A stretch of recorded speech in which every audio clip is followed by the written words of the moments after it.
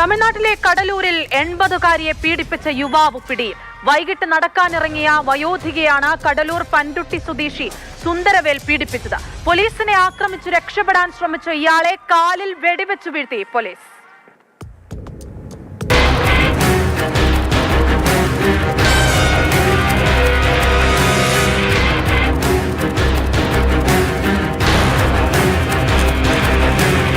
കഴിഞ്ഞ ദിവസം വൈകുന്നേരം സായാഹ്ന സവാരിക്കിറങ്ങിയതായിരുന്നു വൃദ്ധ.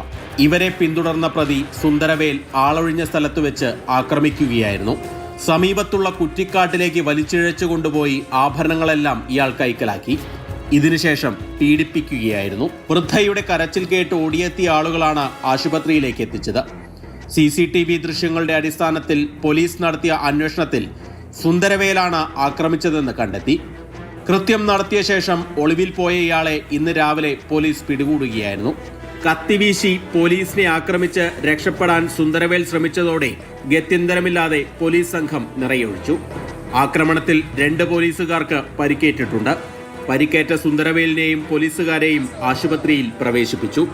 ഇതിനു മുൻപും സുന്ദരവേലിനെതിരെ കവർച്ച ഉൾപ്പെടെ നിരവധി ക്രിമിനൽ കേസുകൾ നിലവിലുണ്ട്.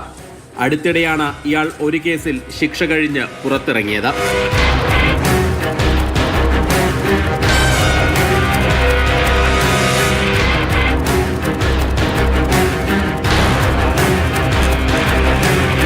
മാതൃഭൂമി ന്യൂസ്, ചെന്നൈ.